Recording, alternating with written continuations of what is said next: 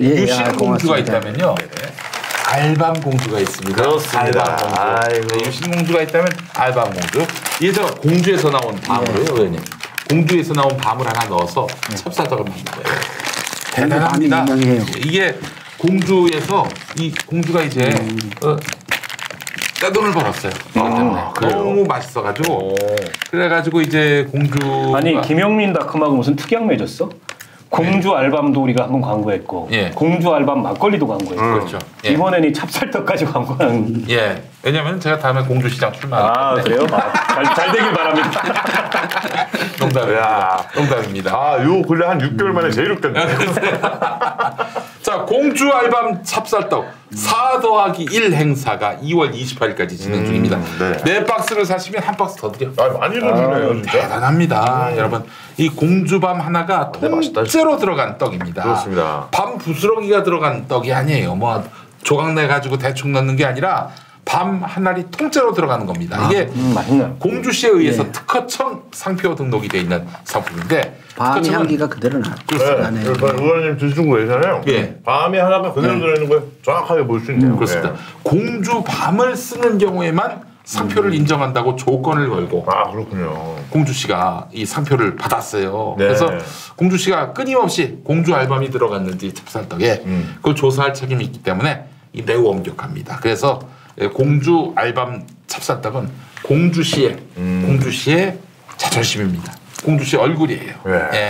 찹쌀떡에 들어가는 이 찹쌀도 국내산만 써요. 그렇습니다. 그렇습니다. 이 말씀하신 분이 바로 농민 대표 김영건 의원님이 제일 전문가시겠네요. 그렇죠.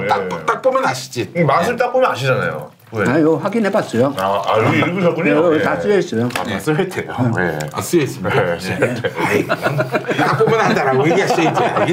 정치. 솔직하시네. 되게 솔직하시네. 정치인은 솔직히 하네. 오히려 본받을 게 많네. 보존료, 합성 착색료 이런 게 안 들어갔습니다. 그렇습니다. 오로지 천연의 맛, 천연의 색깔 그대로예요.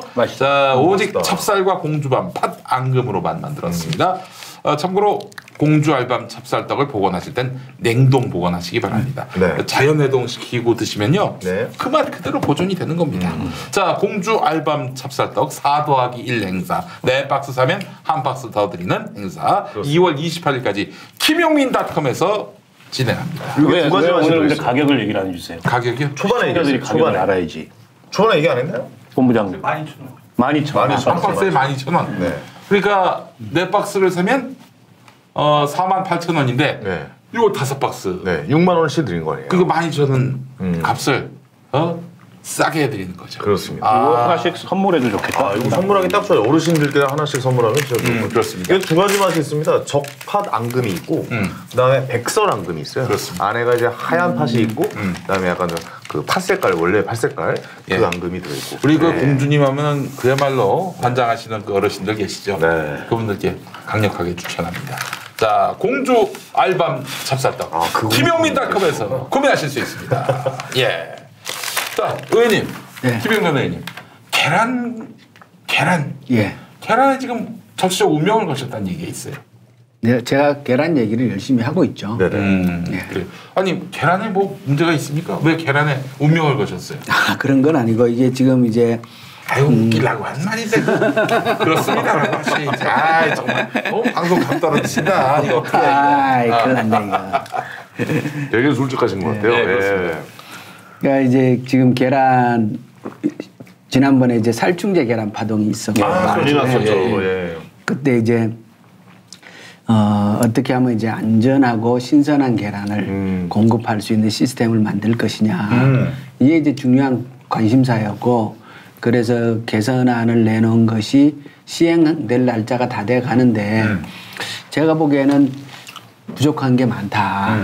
그러니까 지금 산란일자를 계란에 표시하는 걸로 이 정책이 진행되는데 정작 중요한 거는 그게 아니고 산란일자 표시하는 것뿐만 아니라 누가 표시하느냐와 이게 이제 모든 식품은 검사 과정이 있어야 되거든요. 특히 축산물은 이 검사하는 과정이 있어야 돼요. 그럼부터 계란을 까볼 수는 없지 않습니까? 그러니까 이제 그렇죠. 소, 돼지는 도축을 할 때 검사를 해요. 우유는 우유를 집유해가지고 그때 검사를 해요. 그래서 다 검사를 해요. 그러니까 이게 신선도나 뭐 이렇게 유해 물질이 있는 게 안 되니까 그런 거 검사를 다 하는데 계란은 그 자체가 상품이고 식품이잖아요. 그런데 지금 이제 유통하는 시스템은 우리나라에서 계란을 그 검사하는 과정이 생략돼 있어요. 이 부분을 보강을 해야 된다. 이걸 안 한 안전 대책은 이 알밤에서 알밤 찹쌀떡에서 밤이 빠진 대책이랑 똑같다. 그렇게 얘기하는 거죠. 네, 공주밤이 빠진. 갑자기 감이 사셨어. 살아나고 있어. 아니 그러면은 지금 양계장에서 계란들을 대량으로 출하를 할 텐데 출하하면은 그런 별도의 안전성에 대한 검사 없이 그냥 바로 시장으로 나오는 겁니까? 그러니까 지금 이제 우리나라 계란 양계 농가는 1,100호 정도가 되고요. 대한민국에. 그리고 계란을 유통하는 유통상인들은 약 3,000 업체 정도가 돼요. 훨씬 더 많죠. 그런데 이 유통상인들에 의해서 계란이 거의 좌지우지 되는 거예요. 그러다 보니까 이게 이제 따로 검사하는 그 과정이 현재 없어요. 그럼 좀 문제네. 처음 알았는데.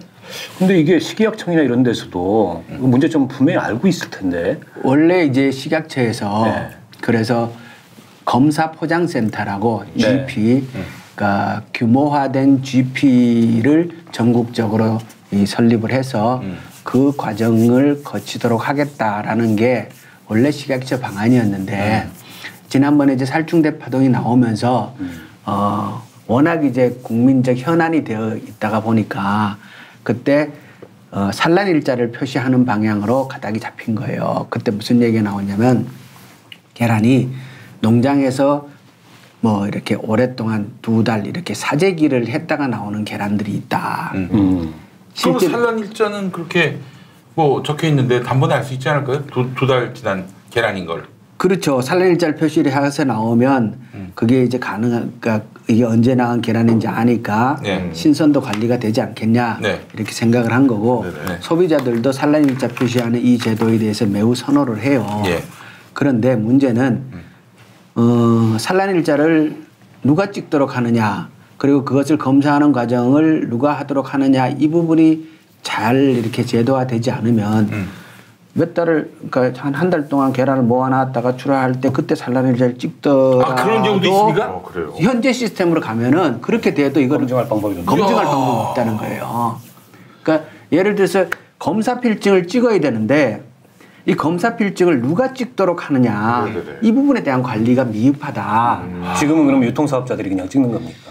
지금은 이제 그 과정이 별로 없죠. 지금은 그러니까 GP 검사 포장센터를 통해서 출하하도록 의무화되어 있지 않고요.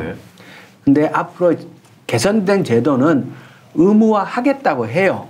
하겠다고 하는데 그 검사 포장센터를 유통상인이나 농가가 자율적으로 검사 포장센터를 설립해서 운영할 수 있도록 해놨어요. 대안조차도? 대안이. 그러니까 이게 문제라는 거예요. 일종의 이제 뭐 자율 규제 비슷한 건데 잘 작동 안 할 가능성이 높죠. 그러니까 이 안전성 검사를 시장에 맡기면 안 되는 거잖아요. 그렇죠. 안전성 검사는 시장에 맡기면 안 되는 거거든요. 그거는 공적인 기능을 담당하는 곳에서 해야 되는데 지금 현재 제도는 그 부분에 미흡한 점이 분명히 있다. 그래서 그것을 제기를 하는 건데 그러면 우리가 마트 가가지고 계란 살 때 일단 무항생제 계란인지 아닌지 소비자들이 살펴보고 햇섭 인증이 있는지 없는지 햇섭이라고 HCCP라 그래서 국제적인 안전검증 기준이잖아요. 그리고 뭐 더 나가서 또 까다로우신 분들은 유정란인지 아닌지 이런 거 보고 사는데 그렇죠. 의미가 없다는 얘기잖아. 지금 이 말씀은 거기에 뭐라고 써 있든 그게 검증이 안 된다는 말씀이시잖아요. 그렇죠. 그게 이제 공적인 기능을 담당하는 규모화된 검사 포장센터가 있고 거기에서 농장에서 계란 생산된 거를 수거를 해서 위해성 검사도 하고 신선도 검사도 다 해서 이것을 포장 날짜를 찍든 뭐 산날 일자를 찍든 검사 날짜를 찍든 이렇게 해서 출하하는 시스템이 돼야 되는데 이 기능을 하는 GP 센터라는 거를 상인과 농장의 자율에 맡겨놓으면 안 된다는 거예요. 그런데 지금 제도는 네. 그렇게 흘러갈 우려가 있다. 그래서 이거는 아무리 그 정책 제도가 예고되어서 날짜가 다가온다 하더라도 우리 국민들이 하루에도 몇 개씩 먹는 모두가 먹는 계란인데 이게 우리가 하루에 계란이 4천만 개가 생산되거든요. 4천만 개. 예, 하루에 생산되는 계란. 그러니까 1인당 하루에 한 개까지 먹는다는 거 아니에요. 아, 그렇죠. 예.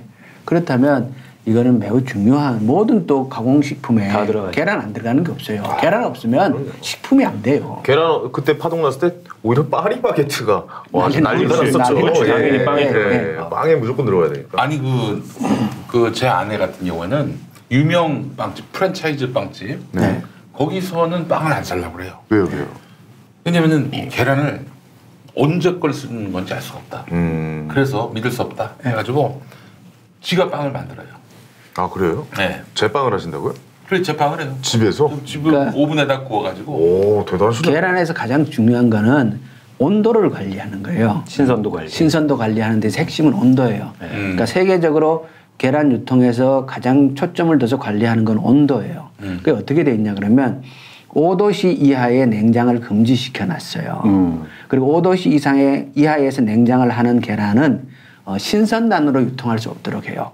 5도씨 이하로 저장한 경험이 있는 계란은 모두 다 가공란으로 그러니까 식품을 만들 때 가공할 때 쓰도록 되어 있고요. 네네. 그리고 5도에서 8도 넓게 잡으면 5도에서 10도 내의 냉장 유통에서 관리된 계란만 신선란으로 유통되게 되어 있고 네네. 그리고 그 기한은 보통 산란일로부터 한 달 정도를 주어져요. 이게 이제 엄격하게 관리가 돼 있거든요. 근데 왜 요 온도로 하냐 그러면 계란에서 가장 문제가 되는 균이 살모넬라 균이에요. 그렇죠. 네, 살모넬라. 그 균은 5도에서 8도로 냉장 유통을 시키면 그 균을 가장 억제하는데 적절한 온도다 해서 딱 하는 건데 예, 우리나라는 법적으로 지금 어떻게 돼 있냐면 가능한 15도씨 이하에서 유통한다 이렇게 돼 있어요. 이게 아주 애매모호한 표현이에요. 그러네요. 예, 가능한이라는 표현도 애매모호하고 15도라는 기준은 안 맞는 기준이거든요. 그러네요. 그런데다가 냉장 유통에 의무화가 안 되어 있어서 여름에 보면은 그냥 1톤 차가 그냥 포장도 안 한 상태에서 계란 막 싣고 다니거든요. 이렇게 하면은 나은 지 사흘밖에 안 된 계란이라 하더라도 여름에 뜨거운 직사광선 하에서 노출된 계란은 그거는 신선하다고 할 수 없거든요.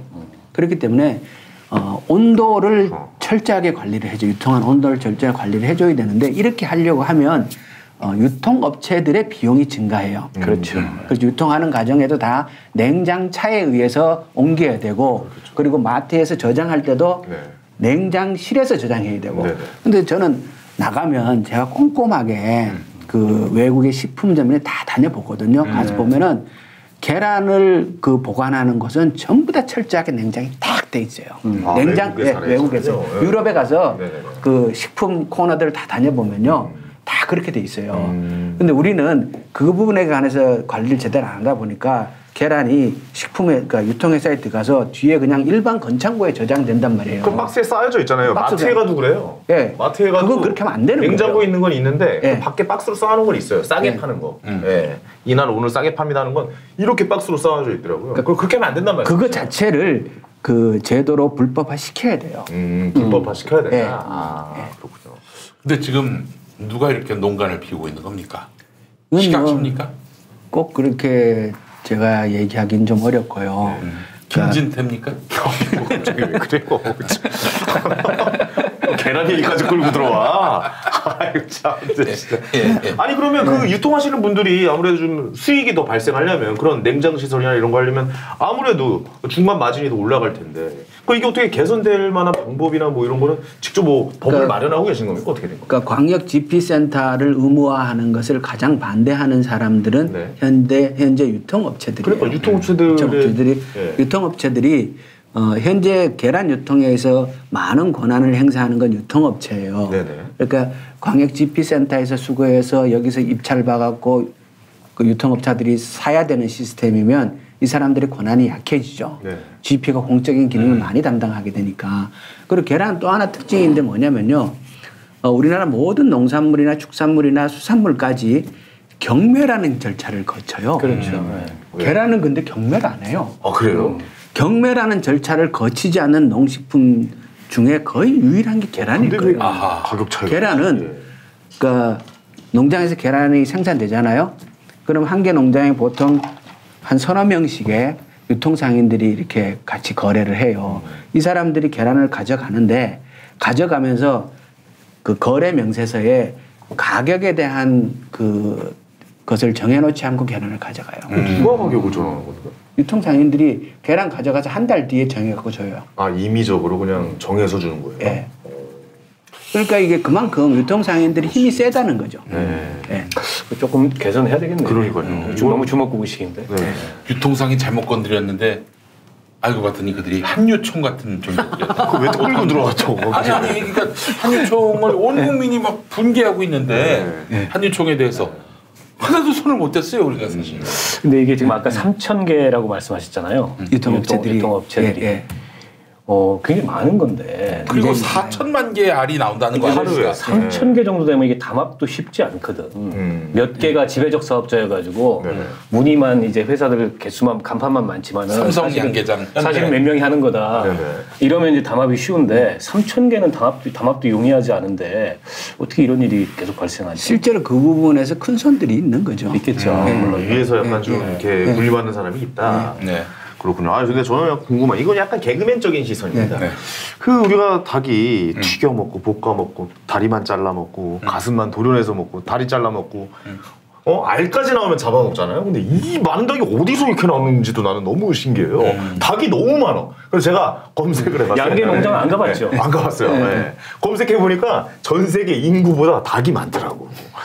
나는 검색해봤잖아. 궁금해가지고 야 이렇게 잡아먹고 우리가 맨날 삶아먹고 볶아먹고 알까지 잡아먹고 그건 당연한 거죠. 우리나라는 닭이 몇 마리 있겠어요? 몇 마리나 있습니까 우리나라는?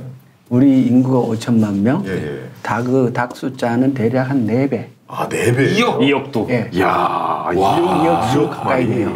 우리나라 근데 가공비가 나 양계 농장 한 군데 가봤거든. 네, 어때요? 이게 나는 그냥 뭐 커야 뭐 얼마나 크겠어 이랬는데 거의 상상을 초월하는 크기. 상상을 초월하는 크기야. 그 정도예요. 양계 농장 하나가. 아 그렇구나. 그래서 AI가 한번 돌면은 그냥 대량으로 살처분을 할 수밖에 없는 거예요. 예. AI 한번 돌면 한 농장에서 몇 천 마리씩 죽어 나와. 몇 천 마리가 아니고요. 지금 이제 한 100만 수까지 해요. 아니 근데 의원님 그렇게 묻지 말고 차라리 도축해서 그냥 먹는 게 낫지 않을까요? 아니 사실 AI로 해서 그 사람에게 감염됩니까? 끓여 먹는데? 다 될 수 있지. 아 조류독 이론적으로 하죠. 강아지다 닭이요? 아 그래요? 네, 그럴 수 있지 않을까요? 네. 근데 사실은 AI 감염의 주된 원인이 이 계란 거 들어다니는 차 있잖아요. 그걸 통해서 방역이 잘 안 되면 그게 주된 원인이에요. 그렇지. 이 농장 갔다 저 농장 갔다가. 대체로 가축 질병의 원인은 그 축산 차량이 옮기는 경우가 많고요. 그리고 이제 분뇨 차량. 분뇨 차량. 수거하는 농장에서 나온 수거한 차량 있죠. 그러니까 농장이 운영되면서 필수적으로 다녀야 하는 차량들이 있는데 그 차량들에 의해서 전파되는 경우가 많습니다. 저 한 가지 말죠. 이거 뭐 여쭤봐도 될지 모르겠네요. 이 달걀에 대해서 거의 뭐 제일 우리나라에서 잘하실 거 아닙니까? 어떻게 이쪽에 대해서 또 연구를 하시고 그러시잖아요, 의원님. 닭이 먼저입니까? 달걀이 먼저입니까? 니가 그래서 개콘에서 탈출된 거야? 여기서라도 좀 합시다. 여기서라도 개가 하나씩 쳐봅시다. 좀 그냥 갑자기. 죄송합니다. 이런 뺀 질문을. 사실 우리 의원님은 그 축산 농가를 운영하셨으니까 소를 키우셨잖아요. 아 그러시군요. 몇 마리 키우셨습니까? 한 100여 마리. 와, 키우셨 마리. 그렇군요. 지금도 농장을 지금도 해요. 그러면은 그게 한우였습니까? 한우 농가. 100마리를 한우를 이걸 하면 축산을 하면 어떻습니까 경제적으로? 이게 지금은 한우 시세가 좋아요. 시세가 시세가 좋고. 근데 들어가는 비용이 많잖아요 대신에. 비용이 많이 들어가죠. 많이 들어가는데 워낙 또 한우가 비싸기 때문에 돈이 커요. 네. 알겠습니다. 의원님, 저 사실 나오신 김에 그거 한번 여쭤보고 싶어요. 우리 박원석 의원님하고도 무관하지 않은데 광우병, 인간 광우병, VCJD인가요? 예, VCJD. CJD는 크로이츠펠트 야코프병. 달라. VCJD하고 CJD가 달라. 근데 지금 CJD는 뭐 더러 이제 발견이 된 걸로 아는데 VCJD가 발견이 되면 이건 난리가 나는 거 아닙니까? 그렇죠. 어떻습니까? 지금 우리나라가 이제 미국산 쇠고기가 도입되고 뭐 거의 한 10년 지났는데 VCJD 청정국이라고 자신할 수 있습니까? 대한민국이? 청정국이 맞고요. 왜냐 그러면 발병한 사례가 없기 때문에 청정국인데 그런데 우리나라는 그러니까 사례가 나올 수 없는 구조예요. 아 그래요? 네, 구조 자체가. 아니 인간 광우병이 나와도 발견할 수 없는 그런 얘기입니까? 만약에 그게 이제 그러니까 광우병 증세하고 치매 증세하고 겉으로 드러날 때 크게 차이가 안 나기 때문에 안 나기 때문에 최종적으로 확진은 뇌를 개봉해서 조직 검사를 해서 하거든요. 그런데 우리는 돌아가셔야만 가능하겠네요. 그렇죠. 그런데 우리는 그것을 할 수 없죠 현재.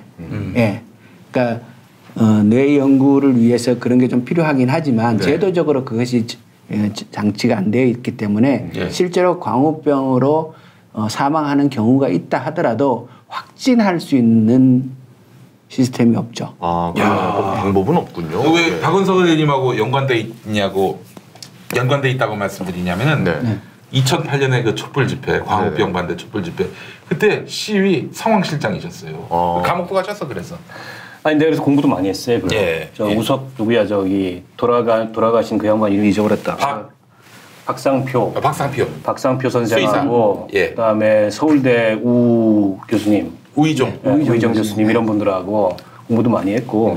근데 이제 그때 광우병 촛불 시위의 성과는 그러니까 특정 위험 물질이라고 얘기하는 소의 뭐 척수, 눈, 뭐 그다음에 내장의 일부 이런 것들이 지금 수입이 안 돼요. 미국산이. 그러니까 그걸 막은 거지. 그렇죠. 그래서 사실은 그게 굉장히 큰 성과였고 그때 살코기만 들어오는군요. 그때 그거 다 개방하려고 그랬거든. 다 개방하려고 했는데 그거 막았고. 30개월령 이제 이상의 소고기에서 주로 광우병이 많이 발생을 해요. 외국의 사례도 보면. 그러니까 태어나서 30개월 지난. 그래서 그때 이제 우리가 30개월령 이상의 쇠고기는 어쨌든 수입이 안 되도록 하려고 애를 썼는데 그게 일종의 약간 이제 자율규제 형태로 바뀌었어요. 재협상을 해가지고 30개월령 이상의 쇠고기가 수입이 되긴 되는데 그때 MB가 뭐라 그랬냐면은 그 다른 나라들 쇠고기 협상하는 거 봐가지고 다른 나라들이 그거 막으면 우리도 막겠다. 근데 주변국이. 근데 지금 대만 같은 나라는 안 들어와요. 아예 미국산 쇠고기가 못 들어와요. 미국산 쇠고기가 아예 안 들어와요. 일본은 그게 20개월일 거야 기준이. 그러면 우리도 그렇게 해야 되잖아. 그때 정운천이가 바른미래당의 정운천 의원이 농림부 장관이었고 MB 정부 시절에 그게 그 당시 재협상할 때의 정부의 변화된 입장이었는데. 뭐 지금 그거 안 지키고 있지. 안 지키고 있고 사실 그 광우병 위험이라는 게 우리 한국에서는 30개월 넘는 소도 들어옵니까? 들어오죠. 들어오죠. 근데 이제 뭐 사전에 검사하고 어쩌고 저쩌고 이래가지고 들어오는데 그 위험이라는 게 우리는 발병 사례가 없기 때문에 그리고 저 의원님 말씀하셨듯이 있다 해도 찾아낼 수 없는 그런 한계가 있기 때문에 우리로서는 그 공포의 체감이 덜한데 근데 사실 뭐 영국이라든지 혹은 미국이라든지 캐나다라든지 이런 나라에서는 굉장한 거기에 대한 공포가 컸어요. 그때 이제 지금 보면 보수 쪽에서 광우병 때 얘기를 괴담 이렇게 얘기를 하잖아요. 그렇죠. 괴담의 대표적인 사례로 이렇게 드는데 저는 그거는 굉장히 틀린 얘기다. 당시에 광우병 미국서 수입과 관련된 그때 우리 진보 진영에서 열심히 싸워서 말씀하신 것처럼 특정 부위, 광우병 위험 물질이 많이 포함되어 있는 소의 부위를 수입할 수 없도록 막은 것과 그리고 30개월 부분에 이렇게 장벽을 친 것, 이것은 매우 큰 성과라고 생각을 하고요. 그리고 그때에 실제 우리 그 한우 소비가 굉장히 많이 늘어났어요. 그렇죠. 많이 늘었죠. 그때. 그렇기 때문에 우리 국내 산업 기반을 탄탄하게 하는 효과도 있고 그리고 우리 국민들의 건강과 안전을 확보하기 위한 조치로서 실질적인 효과가 있었고. 한우야, 네. 뭐 돈 없어서 못 먹죠. 네. 뭐 있으면 하나 그러니까 먹죠. 제가 진짜. 그때 예. 재밌는 게 그래서 그때 잡혀가지고 구치소에 갔잖아요. 네. 소고기국이 한 일주일에 한 번씩 나와. 그래요? 근데 이제 고기는 별로 없고 기름이 주로 떠 있는데 이 구치소 내 방송을 해. 이것은 미국산 소고기가 아닙니다. 이것은 호주산 소고기. 구치소 안에서요?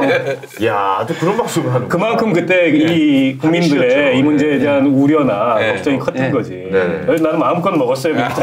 그래서. 아니 근데 제가 이 이야기를 왜 하냐면은 근데 조중동이 미국산 쇠고기로 인한 인간광우병은 괴담이다 이러고 있는데 아니 인간광우병에 걸렸는지 안 걸렸는지를 알 수가 없는 체계인데 그걸 어떻게 괴담이라고 얘기할 수 있어요? 아니 조선일보 구내식당에도 써놨어. 이것은 미국산 쇠고기가 아닙니다. 우리나라 질병관리본부의 공식적인 통계에 의하더라도 VCJD로 의심할 수 있는 환자의 발생 빈도는 최근에 급격하게 늘고 있어요. 늘고 있어요? 늘고 있죠. 그래요? 예, 굉장히 빠른 속도로 늘고 있습니다. 그런데 아까 말씀드렸지 확진을 할 수 없는 시스템이기 때문에 아니 근데 그 확진할 수 있는 시스템을 왜 못 만드는 겁니까? 근데 역학조사를 해야지 확진을 할 수 있는데 역학조사의 최종 단계에서는 동의가 있어야 돼요. 유족들이나 이런 분들의 기증 의사가 있어야 되고 동의가 있어야 되는데 우리 문화에서 그게 쉽지가 않아요. 그렇죠. 돌아가신 분의 뇌를 꺼내가지고 그거를 조직 검사를 하고 그러니까 유족들이 이미 돌아가셨는데 원인이 뭐든지 간에 그렇죠. 그렇긴 하겠죠. 이렇게 묻고 넘어가고 싶어 하시는 거죠.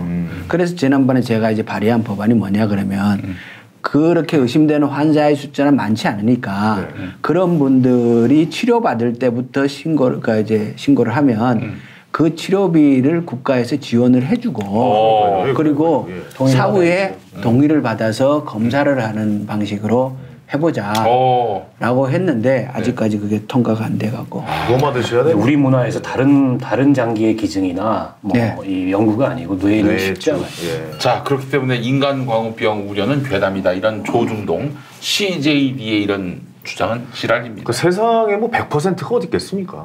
저는 그래도 어느 정도 가능성을 열어놓고 봐야 된다고 생각하는데 개인적으로 저는 미국산 소고기 좀 많이 먹거든요. 그냥 마트에서 파는 소고기. 많이 안 먹을 사람이 많이 안 먹을 수가 있다. 미국산 소고기가 맛이 있을 수밖에 없는 게 이게 이제 동물성 사료를 써요. 그래서 그 일각에 검증은 확실히 안 됐지만 일각에서 나오는 주장은 죽은 소에 이 소를 갈아가지고 그걸 사료로 쓰기 때문에 거기서 이제 광우병이 발병 위험이 높아진다 이런 주장도 있는데. 그러니까 동물성 사료를 쓰기 때문에 이게 지방이 골고루 퍼지고 소고기에 마블링이 많은 거예요. 그에 반해서 호주 같은 데는 동물성 사료를 전혀 안 써요. 거기는 곡물 사료를 쓰거든. 그러니까 상대적으로 소고기가 별로 그게 맛이 없게 느껴지는 사람들도 있어. 근데 이제 우리 한우 같은 경우에는 잡식성이잖아. 그렇죠. 식물성 사료도 쓰고 뭐 사람이 먹는 것도 먹고 이렇게 해서 한우가 맛있는 거예요. 근데 진짜 이 미국산 소고기를 보면은 좋은 거, 이제 이 플러스 등급이 높은 거 이런 거 보면 진짜 마블링이 환상적으로 퍼져 있어. 그래서 안 드세요? 의원님은 어떠세요? 전 먹어봐요 일부러. 일부러 드셔보시죠. 일부러 먹어보는데 저는 절대 안 먹습니다. 안 드세요? 내가 광우병 그 상황실장이었는데 내가 미국산 소고기 먹으면은 약간 놀림없이. 아니 형이 그럴 수 있잖아요. 뭐냐면 어디 식당을 가는데 몰라 소고기에서 나온 먹었는데 회식이야. 먹었는데 저기 보니까 어느 산지가 미국산이라고. 저는 항상 확인을 합니다. 아니 사람이니까 뭐 비싸도 한우만 먹습니다. 그렇군요. 제가 이 계란 문제 말고 계란 문제가 정리가 되면은 수입산 냉장육의 유통 시스템에 대해서 제가 또 자세히 들여다보려고 하고 있어요. 그리고 이미 일부 이제 다니면서 자료들을 조사를 하고 있는 중인데 수입산 냉장육이 국내에 그러니까 도축이 되고 나서 국내에 들어오는 시간, 국내에 들어와서 주어진 유통 기간 이런 것이 어느 정도 관리되고 있는가라는 문제를 좀 이렇게 점검을 해봐야 되고요. 수입산 고기를 먹고 부드럽다라고 얘기하시는 분들이 있어요. 고기가 부드럽다. 그렇죠. 근데 그거는 좀 주의를 해야 돼요. 뭐냐 그러면 고기는 오래 숙성이 되면 부드러워져요. 그러니까 숙성 기간이 길어지면 부드러워져요. 근데 숙성 기간이 더 길어지면 썩은 고기라 그래요. 그 무슨 말이냐면 숙성이라는 것과 부패라는 것은 경계점이 없다는 얘기예요. 그렇군요. 예. 그래서 수입산 고기가 부드럽다고 느껴지는 것은 유통기간이 오래되어서 부드러울 수도 있는 거예요. 그렇게 해석해도 돼요. 그렇게 해석할 수도 있는 거예요. 고기가 원래 소든 모든 그 동물성 고기는 도축을 하면은 경직이 일어나서 아주 이렇게 딱딱해요, 초기에는. 그러다가 이게 풀리면서 서서히 숙성이 되면서 부드러워지다가 그 시간을 넘어가면은 부패로 진입을 하게 되는 건데. 그러니까 숙성해도 좀 시간이 지나면 부드럽긴 하잖아요. 입에서도. 그렇죠. 그런 느낌이 숙성이 많이 되면 당연히 부드러워요. 근데 숙성이 많이 되었다는 것과 부패가 진행되고 있다라는 거에 그 경계가 사실은 없다라는 거예요. 적은 차이군요. 예. 너무 부드러운 거 좋아하지 마. 그러네요. 사실은 썩은 걸 수도 있어. 부드럽다고 해서 그게 꼭 좋은 건 아니라는 거예요. 부드러운 사람이 썩은 사람일 수도 있어. 그리고 국회에 김현건 의원님 같은 분이 계셔서 참 다행입니다. 아니 이게 이제 국민들한테 굉장히 중요한 문제예요. 그럼 먹거리인데요. 제가 2008년에 그때 시위 때도 느낀 게 제일 처음에 나섰던 분들이 애엄마들이었어요. 처음에 중학생들이었고 중고등학생, 그 다음에 아이 엄마들이 유모차 끌고 나왔는데 그만큼 이제는 이 먹는 거 이런 거에 대해서 또 이제 뭐 가습기 살균제 문제도 그렇고 최근에 미세먼지 문제도 그렇고 이게 이제 민생 정치거든. 근데 우리 국회에서 이런 문제들을 세밀하게 챙기는 이 국회의원들이 늘어나야 돼요. 근데 이제 너무 거대 담론 가지고 거대 담론도 사실은 정쟁에 가까운 이런 거 가지고만 국회가 이제 국민들 눈에 자꾸 비치니까 불신도 커지고 그런 거고 사실은 국민이 먹고 이 안전한 거 이보다 더 중요한 거 있어요. 맞습니다. 제가 계란 문제를 제기를 할 때 사실은 유럽의 주요한 국가들 일본, 미국 어떻게 되는지 다 확인해보고 직접 가서 마트에 가서 뒤져서 유럽에는 계란 껍질에 뭘 표시하고 일본은 어떻게 표시하고 이걸 다 확인해 본 거예요. 확인해 본 거고 그리고 나라마다 그 과정들을 직접 다 점검을 해봤는데 저는 그걸 해보면서 무슨 생각이 들었냐 그러면 이런 부분까지 제대로 해놓은 나라가 선진국가구나. 맞습니다. 그렇죠. 선진국가, 그러니까 문명국가라는 게 별게 아니고 사람이 살아가면서 직접 경험하고 겪어야 하고 삶에 영향이 있는 그 작은 부분 같은 부분이라도 아주 꼼꼼하게 세심하게 관리되어 나가는 시스템화 시켜놓은 것이 그 나라가 문명국가고 선진국가구나라는 생각이 들더라고요. 앞으로도 진짜 의원님께서 우리 그 국민들을 위해서 좀 먹거리에 이런 부분에 있어 좀 많이 좀 신경을 좀 써 주셨어요. 박수 한번 보내주세요. 아이고 김현건 의원님. 근데 저도 부탁 좀 하고 싶은 게 이런 후원 계좌 밑에 깔아줘야 돼. 부탁 좀 하고 싶은 게 뭐냐 그러면 제가 이 계란 얘기를 오랫동안 하면서 이렇게 정말 우리 국민들 삶에 진짜 중요한 건데 왜 정치하는 엄마들은 있는데 이 먹거리와 관련되어서 꼼꼼하게 세밀하게 살펴보는 젊은 엄마들은 안 계시는 거예요. 소비자 단체 대표자들을 보면은 우리가 만날 수밖에 없거든요. 다 이렇게 굉장히 이렇게 연세 드신 분들이 활동하고 계시고, 그래서 젊은 여성들이 이런 부분에 대해서 직접 좀 관심을 가지고 같이 활동을 해주면 좋겠다. 우리 아이가 먹는 거라고 생각하면은 누구든 관심을 갖고 달려드실 것 같습니다. 아마 뭐 개별적으로는 관심들이 굉장히 커졌는데 이게 이제 좀 조직화가 잘 안 되고 있는 것 같은데 조만간 아마 생기지 않을까 싶어요. 제가 뭐 조금이라도 힘이 될 만한 일이 있으면 언제든 연락 주십시오. 제가. 네가 엄마가 되면 내가 나라고. 야, 그거 한 2050년 뒤에 연락을 주셔야 되나 어떻게?